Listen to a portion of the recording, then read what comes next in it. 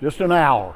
And I'm on the slot. Hey, I know Amy's put a lot of work into this. You know, she's taken a lot of effort, a lot of time. We're producing this documentary. You know, it might even be on ESP one of these days, you know, so keep an eye out. But one of the reasons we're doing it now, and one of the reasons that I'm talking today, is that I'm one of the last survivors. Most of my classmates and teammates at Michigantown they're gone, you know. I'm one of the few, and especially even at Clinton Central, my first two teams out there, you know, there's only 2 or 3 of us left. So I'm hoping to tell you guys some of the story. That maybe somebody will ask you about it sometime and you can say, hey, I heard that, I know something about it. So I hope I share something with you that you can take home and tell somebody. I've got 4 segments I want to talk about. One is this building. Number 2, about what it was like to play in this gym, being a Michigantown Gander. I was that. And I want to take 2 years of Clinton Central, 1960, 1961, 65 years ago. 65 years ago. And I'm going to tell that story. And then Amy wanted me to tell a little story about an old farm kid that grew up out here east of town and ended up and had a chance to go to Tulane University and play in the Southeast Conference. I'm going to tell you a little bit about that. So first, the building, this gym, built in 1924, 100 years old.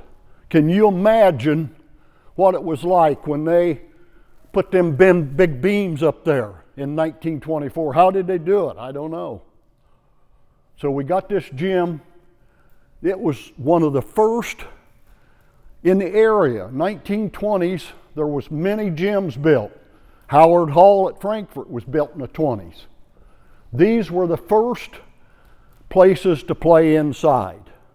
We've got records of a 1918 Michigantown team that played outside, and we got people tell us they played up above the Angry Donkey where you guys were. A couple of goals on ends, low roof, low ceiling. They played up there. So this was the first, the birth of basketball in Indiana more than any other state. This was what happened. Basketball started to take hold because it brought the communities together. It was a home base. Everybody was a part of this school. In Michigantown, we used to basically know about everybody there, but now we don't because it's spread out. Then we came along and we consolidated.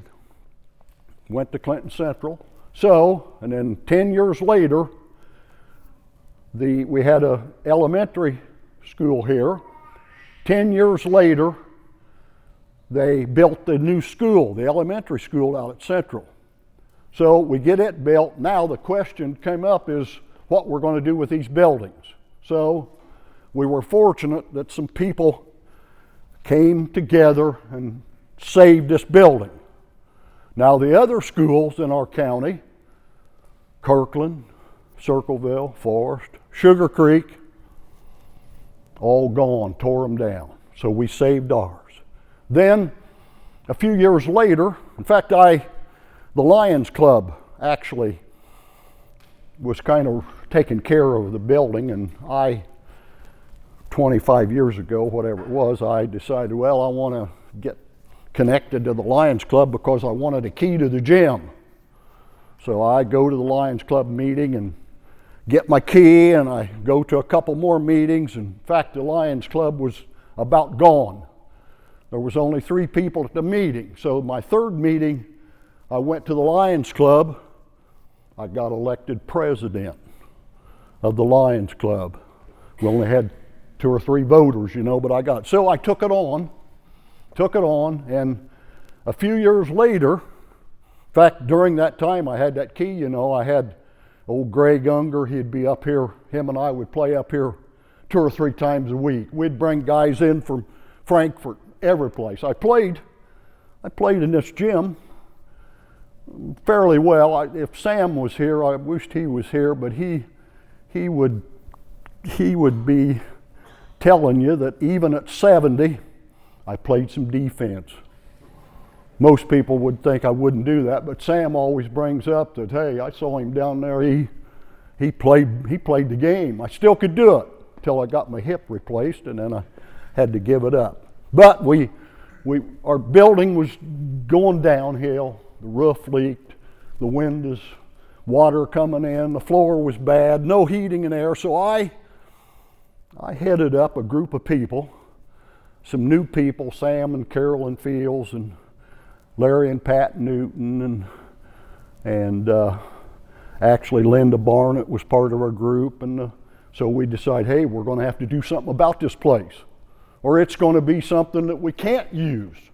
So we got together, started put a roof on. I was responsible for all the construction, put a roof on, put windows in, started painting, cleaning up, and we ended up in our group, we raised $200,000.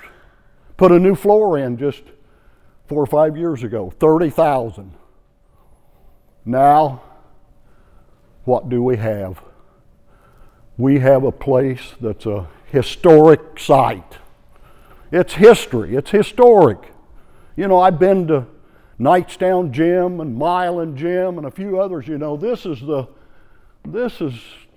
something. You guys, I hope you can use it, because it's unbelievable what this place is. You know, it's been written up in Indianapolis Star, Indiana Basketball Hall of Fame, Lebanon, Kokomo. There's many people, and we have people from all over the state. They'll call and want to come and see Michigantown Gym. They want to come and see it because they've heard about it. So let's take a little journey through basketball. Of course, basketball was the uniting factor about our community and the towns, and Michigantown was special to me and many others here. And so we in 1932 and 33, I don't know how it happened.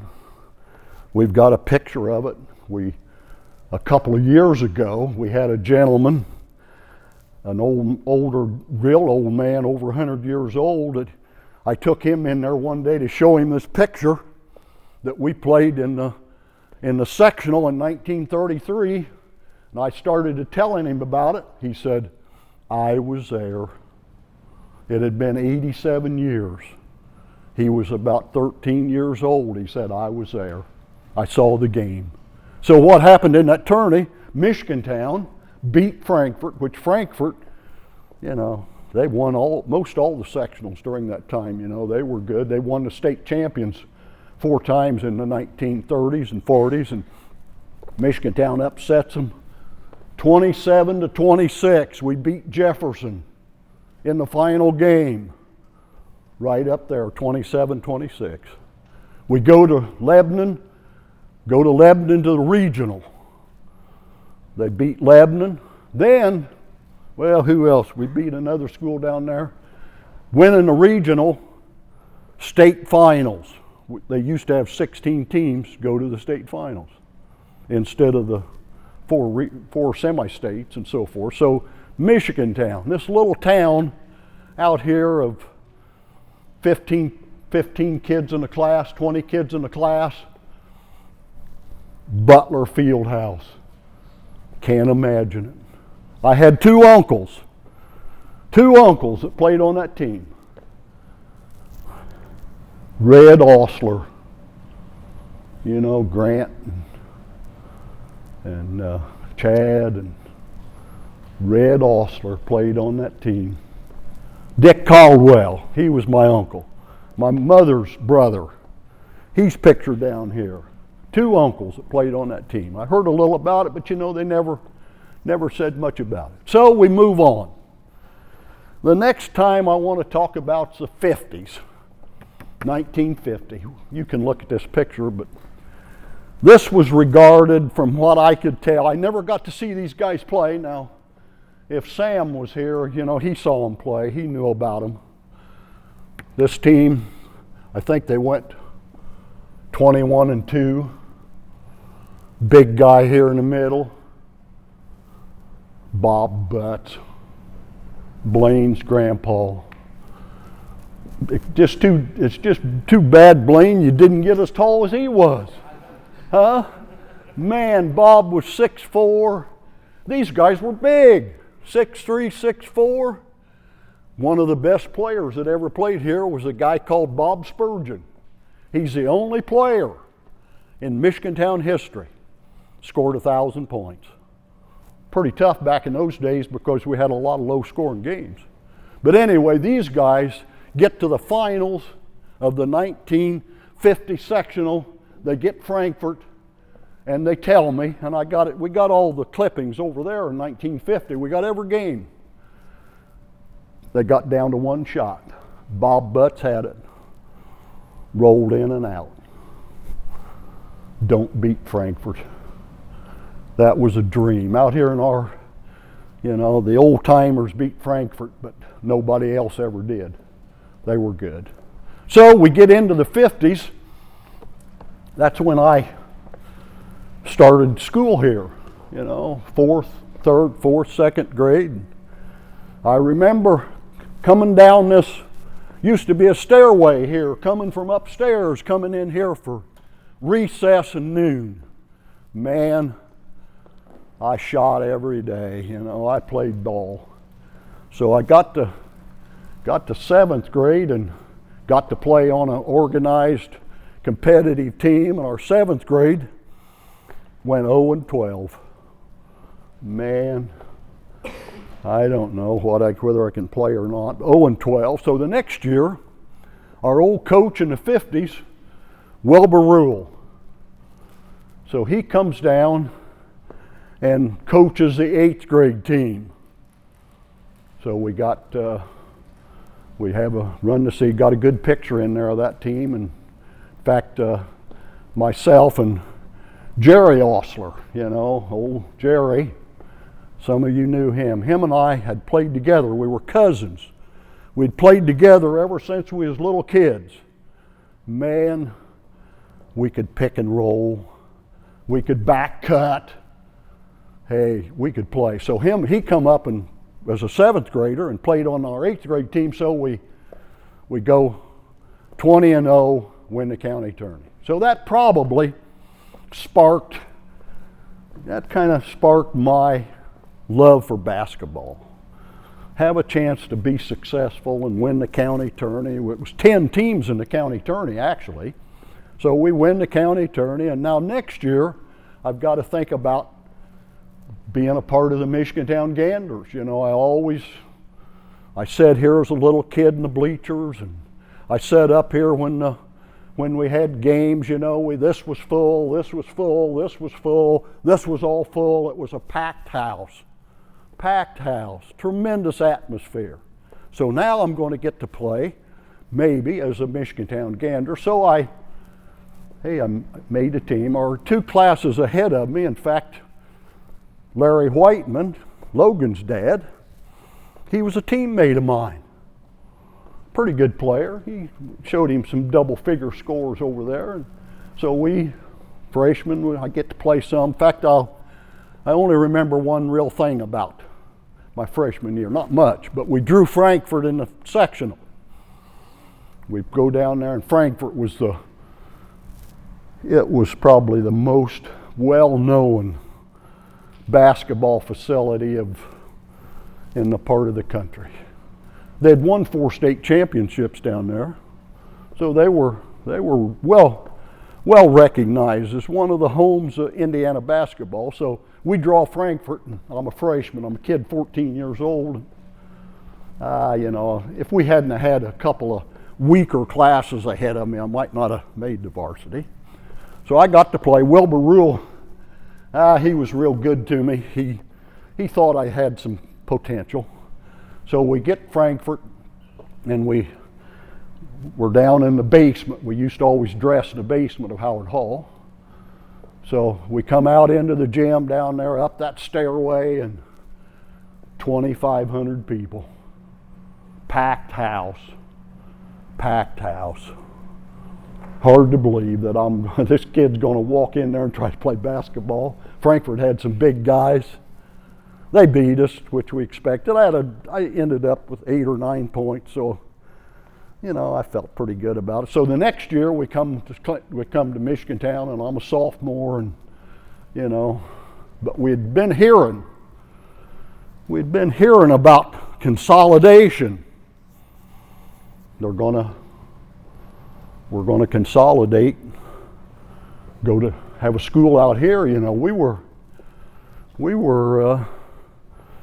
pretty worried about that. I would say most of the kids at these schools out here, because they'd all had a chance to play at their school and get a chance to play the game, I would think that most of them, didn't want to go out there. Didn't want to go. We didn't want to give up this. We could play. We had fans, community behind us, a lot of support. Didn't want to go. So, in fact, my dad, thinking about how I did my boys and how we do sometimes, my dad, he was an orphan. He had to quit school in the 8th grade because he had to go to work. Never got to play basketball. Never got to play. So I don't ever remember him trying to tell me anything about basketball. He didn't tell me, well, Denny, you ought to drive the ball, you ought to do this. He didn't say nothing. He just let me do my thing. And I had good coaches, and so, it wasn't like I did with my boys, I was on them about, hey, play better defense, pass the ball, take your shots, But my dad, he never heard him say a word about it. But he followed the team. Went to all the games. I think he enjoyed it, I think it was a great thing. Of course, my brother was on this team, so she was a real basketball person. So I'm getting ready for Clinton Central. Boy, I tell you, I was worried all summer. Can I make this team? Can I make this team? So we lived out east of town here, an old farmhouse. All I had was a 4x8 sheet, an old piece of old plywood, all festered up, gold on it, and a light pole. Played every day, shot. Of course, if it rained a little, it was wore out kind of here and there, I'd have to get in the mud, but I'd shoot every opportunity. I know we used to come in from lunch, my dad and brothers, they would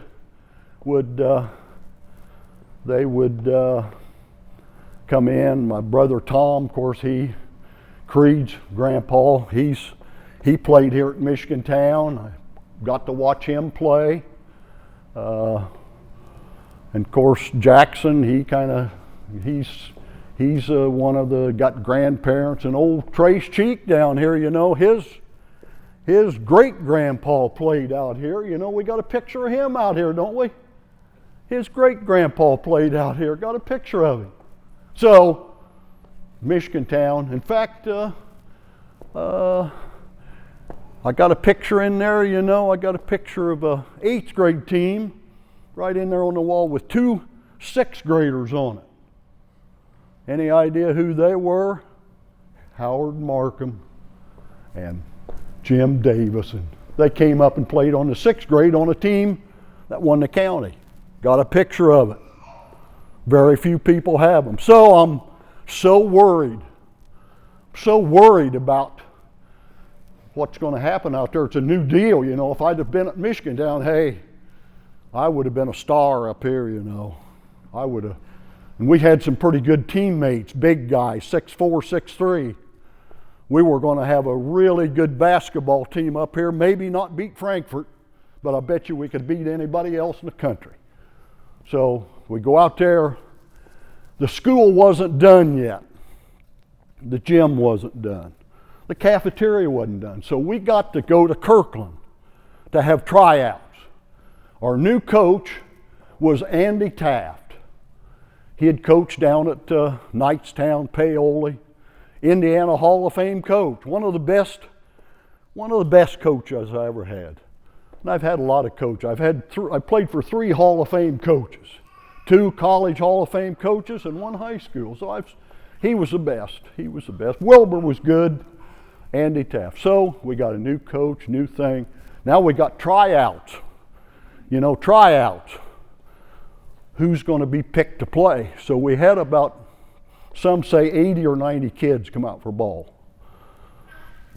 Kirkland, Forest, Sugar Creek, Crickets, Forest, Bobcats, all these teams come in. So about a 2-week session, and man, I worked hard. Man, I played hard. I dove for balls. I wanted to make that team. So we get Friday afternoon, big list of players on the wall. So go out there, take a look at it. Denny Shoup on the team. On the team, how did I do it? Denny Shoup made this team out there. Hey, I made it. I'd never felt any better when I went home and could tell my dad and mom that I made the Clinton Central Bulldogs. What a deal. So I've been Clinton Central Bulldogs the last 65 years too. So we start out. We got a new players, 3 from Forest, 1 from Kirkland, 1 from Michigan Town, and pretty good ball club. We got some big guys, 6'4", 6'5". This is a picture when they were building the school. So we got a pretty good ball club, and we start out and trying to get our team together, and it didn't go real good. We lost 3 or 4 ball games, and then we went on in fact, right here is the IHSA commissioner came out to have a big dedication about our gym out there. There was a picture. We beat somebody, Jackson 63-42. So it was going pretty good. We won 10 in a row. Now, sectional. And my coach went, Coach Taft, and he was a great guy, and I followed him and kept up with him until my final visit with him. I went to his funeral. I mean, he was a great guy. I loved him. So we get to sectional, Clinton Central, site of the sectional, 1960. The reason that we got to sectional was we had more seats in Howard Hall. We had 3,500 seats. Howard Hall had 2,500. So we get to sectional. We get the draw. We win. Frankfort wins. We beat Rossville. We get to the final game.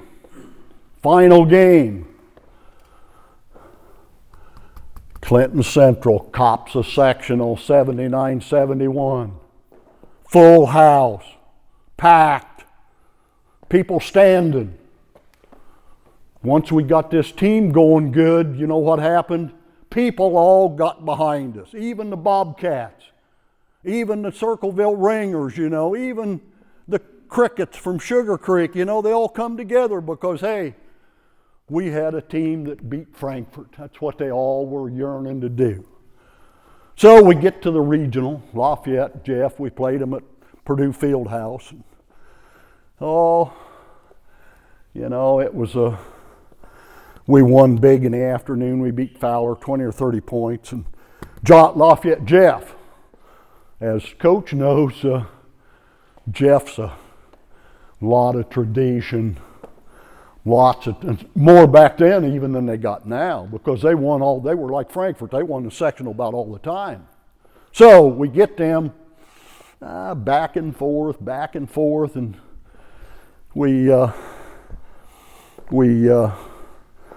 they beat us. Good game. I think we came home saying that our team was only together 1 year. If we'd have had a chance to be together 3 years, we really thought we had as good or better players. So we come back next year. We lose 4 starters. I'm the only guy back. We got 4 starters, and we got to replace 4 guys. And when we put the team together this time, we had 4 Michigantown Ganders on that team out there. Jim Payton, Don Meyer, Jerry Osler, me. This was that team I was telling you about, that if we'd have stayed at Michigantown, we'd have been pretty good. But anyway, we started off a little rough. We were inexperienced, and I'm kind of the only one left, and I had to score, but just to kind of keep us going, and I didn't mind that, but I did. So we move along, and we have a holiday tourney out there. The first one, 1965, first year, holiday tourney. Tipton, Lebanon, Goshen. We beat Tipton. Goshen beats Lebanon. Final game, Goshen. Up in some of the country you know about, they were pretty good. I don't know how we got them in this tourney, but one of the unique features of this tourney was that they had a player, Jay Miller, Notre Dame, Pacers, played in our gym out there in the holiday tourney. If anybody ever asks you, tell them that there was an ABA, Indiana Pacer, played in that holiday tourney out there. So we were feeling pretty good about ourselves, and then we go to Frankfurt, down at Howard Hall. They didn't want to play us out here. They didn't recognize we had a gym out here hardly. So we played in Howard Hall, and we go down to Howard Hall, and 80-42. They were revengeful after that tourney last year. They worked us over. Man, I remember sitting down there in the old Howard Hall, and what do we do? Our old coach, Coach Taft, we just stayed there a little extra time that time. He says, we're gonna work. We're gonna be ready. We're gonna be ready to play them guys again. It don't mean that we can't beat them. We can do it. So part of our practice every day had to say hot dogs. Hot dogs. Remind us every day, hot dogs. So we get to the sectional. Of course, it's back and forth, and we get close game right here. Right, let's see, where was that? I got to get that here. Where's my second? Right here in front of, right here. So we're prepared. We played. We worked hard. So, man, we was playing them. Even at the first quarter. Halftime was only down 2. We're playing with them. Third quarter, we're close. Fourth quarter, 30 seconds to go. We're up 1. We got a chance. I thought, I didn't think we had it, but up 1. So we got the ball. They had just scored to put us so that we were just up 1. And of course, I'll never forget it. It happened down there down there on where you guys' bench usually is. Old Jerry Ostler dribbling up the court, trying to keep possession of the ball. So he kind of bends over. They said he had a what do you call it? Here I'm losing it now. A cramp. Said he had a cramp. So he kind of bends over, got the ball, tried to call timeout. Frankfurt guy takes it and goes and scores. Down one. Down one. So we get the ball, we come down the court, we're heading down this way. We only got 3 seconds, so I come down and I get the shot. Didn't go in. Didn't go in. If I'd have made that shot, I'd have got a statue out there at Clinton Central. That would have been the biggest shot that you've ever seen. So, in fact, a few years later, every once in a while, there's an old Frankfurt guy, Roger McLean. Blaine told me what his name was. Old Roger, he was just a kid there. He was at the game. And once in a while out there, when we have games, he'll come up to me and said, Denny, right here's where that shot was. Right here's where that shot was. And then Marilyn and I was in the Walmart a couple of weeks ago. And I run into that damn guy. And he says, Shoup, 1961, the shot. I thought he'd let me go. Let's let it go. It's been long. It's been 65 years ago. Let's let it go. Let's let it go. So, our time to move on to something. I wasn't sure what I was going to do. Basketball's over. Our coach, Taft, the school board had kind of told him that he really needed to spread out these players a little bit among these schools. He didn't like it when we had 4 guys from one school. So he told them that if you try to tell me who's going to play, I'm leaving. I'm leaving. So he left, gone. Great coach, just trying to. So I'm deciding what I'm going to do. I'm an old country boy, farm kid. We farmed 200 or 300 acres. My farming experience, to some extent, for I guess Logan here and Cole and Alex, some of my experience farming was an F-12 International. Did you guys ever see one? Huh? Look it up on the internet. F-12 International. You know what they were, Blaine. You could 2-row cultivator. I don't know, 6 or 8 foot disc on it, and we had a big field out here right behind the library that happened to be 65 acres, which was a big field back in the 50s and 60s. That was a big deal. I could plow corn out there, for a half a day. I couldn't hardly tell where I'd gone. Just round. Didn't get very far. So I decided, I don't know what I'm going to do. I had some letters, a couple letters from Purdue, not much.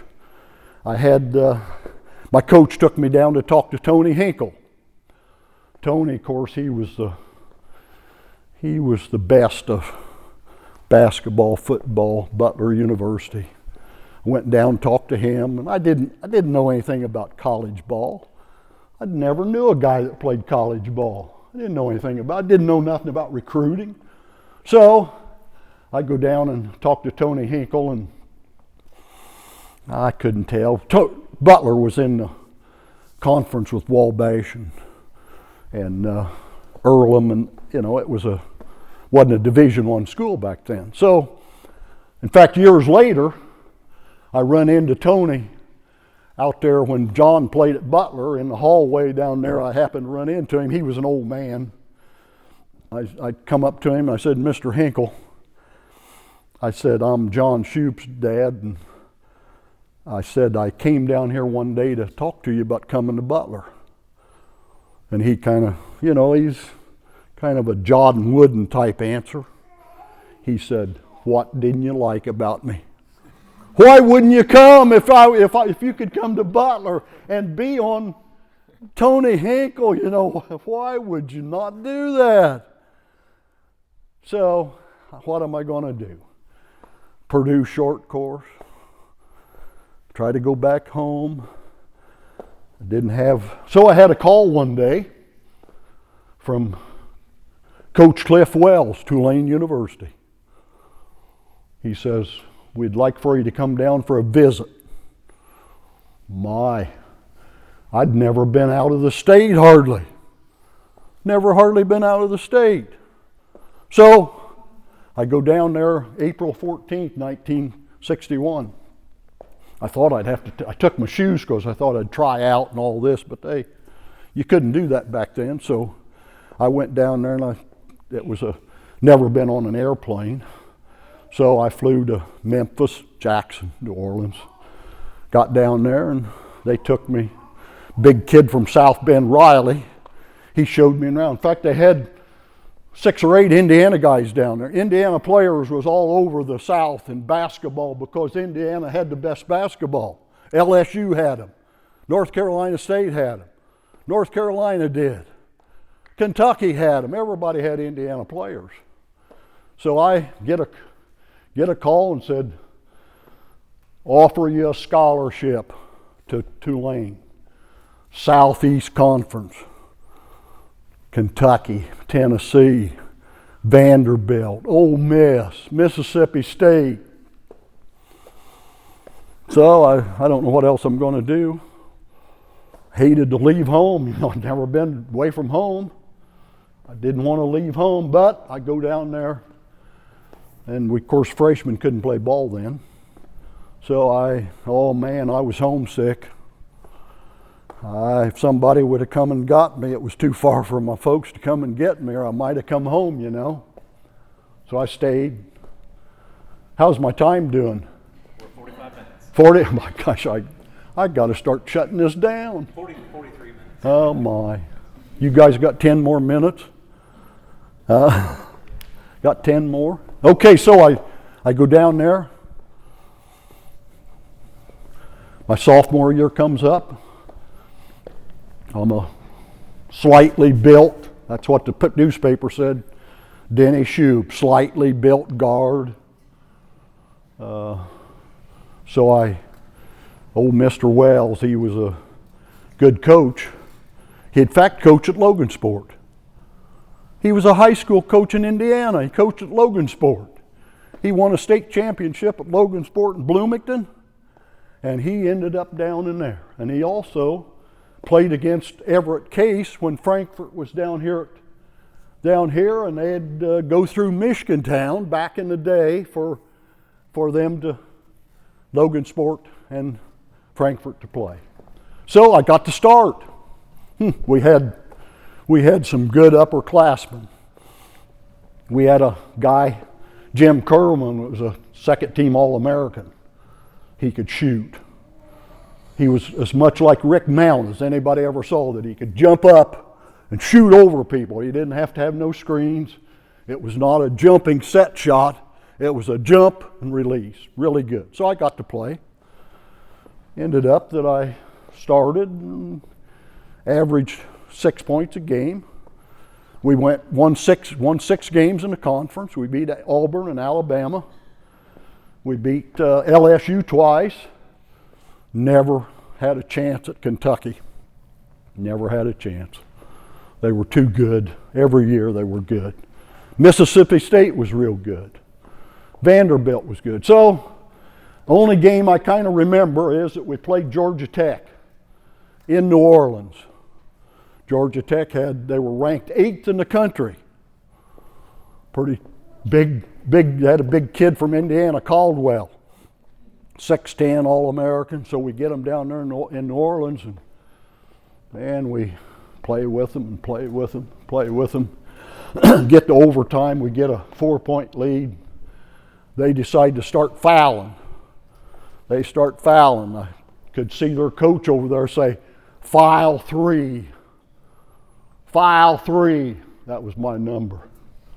Foul him, you know. This kid that was kind of, so I get up to the line and hit them both. Come back down the next time, foul 3, hit them both. Then it was getting the last few seconds of the game, they fouled again. Hit them both, beat them. Beat them. So the next year, it gets tough after this. Sometimes, you know, basketball gets to be tough. It gets to be tough. It ain't all easy. So we get a new coach. We get Lynn Hart, assistant coach for Adolph Rupp. Adolph Rupp was kind of much before Bob Knight. He was that kind of a coach. Mean, profanity, get in your face. This guy, I'd always been kind of a, you know, no, coaches never got on me much, you know, I was always pretty good. But this guy, I was point guard, he blamed everything on me. You know, he blamed everything that didn't go good, he blames it on me, and he was in my face. And, you know, I never had anything like that. I didn't know, but what do? Just fight back. Fight back. Work harder. Try to get it done right. So we didn't have a good year. We played some tough games. Well, we lost 3 or 4 starters. We had some young guys coming in, and a couple of my good friend from South Bend, Riley, he and the coach got into it, and he had to set some, and I ended up and played quite a bit and actually averaged 12 points in the Southeast Conference. They were tough. It was a long, tough season. So now I'm coming back my senior year, and so before the season started, got to have surgery. Out. Hurricane Hilda came in. Prior to this time, Marilyn had come down there to stay, and we stayed. We got married, and we lived in New Orleans my junior and senior year, actually. So I get back to practice. Can't get in shape. Don't play well. Sat. Hadn't been used to setting. So then toward the end of the year, I got back in pretty good shape and salvaged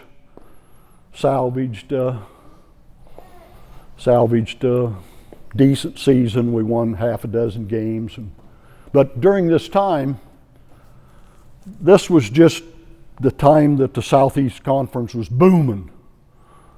Kentucky, big football. It was more football.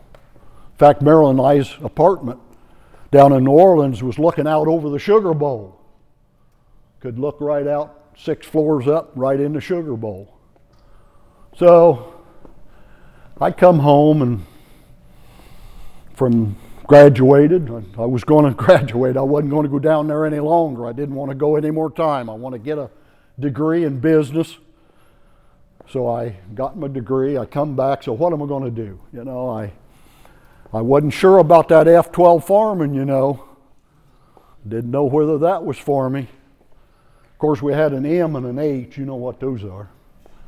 So I wasn't sure about that. So I decided that I was in the top 10 or 15% in my class in business. And so I had some opportunities, but I decided I'm going to make my home in Michigan Town. You know, I'm not going someplace else for work. I want to live here. You know, I knew the people. I wanted to be a part of Clinton Central. So I got involved in the school. I was on the school board 8 years, helped name some coaches, followed the teams every year. I've known every coach very well. Very well.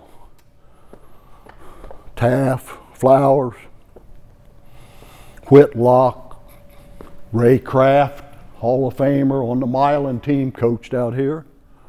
Did you know that or not? Ray Kraft coached out here. Ray Kraft, Kyle Barentine, Charles, Fonzo, you remember him? Cadle, Davis, Sloggett. I knew them all. I played against many of the kids out there. Here, I run a summer league out there for Coach Sloggett.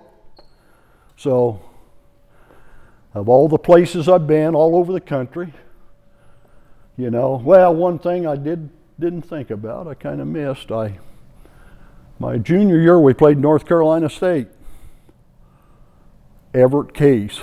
So we played that game, and after the game, Everett Case comes to our dressing room and he said, I want to meet this boy from Michigantown, Indiana.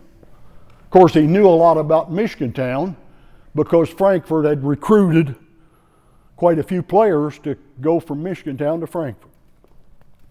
I also got to play against some Hall of Famers, Billy Cunningham, Cassie Russell. You ever hear of Billy Cunningham? My, it's been that long ago. You haven't? He was a NBA Hall of Famer. He coached the 76ers. Pat Riley, you've heard of him. I played against him. Louis Dampier, played at Kentucky and played in the ABA. But I've been every place. I played in California. We played Michigan up in Ann Arbor. They had a terrific team. But when it was all said and done, I wanted to come back here, have a family, see them go through Clinton Central School, try to be a part of it on the school board, try to support the team, and I just never had any regrets about coming back to Michigantown, Clinton Central. And I want to tell you guys, man, it appears to me that you're working hard, our culture's better.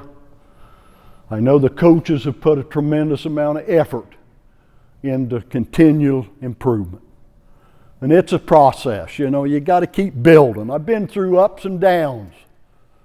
I've been through it all. But you still got to keep battling, keep working. And I think we're doing that. I've got a lot of confidence that we're moving the right direction. And when it's all said and done, you know, it's all about team, relationships, bond together like you did at the Angry Donkey and that you've done here. Those are the things that make a great deal of difference. My teammates, you know, I was able to follow them and keep in touch with them for the last 60 years. And I hope that you guys, through this team, through this process, when it's all said and done, that you can bond together, keep in touch with each other, keep in touch with your coaches, and I just wanted nothing more than to tell you that as long as I can, you know, I've kind of had a game and an overtime, you know, and I'm kind of figured I'm on sudden death overtime, you know.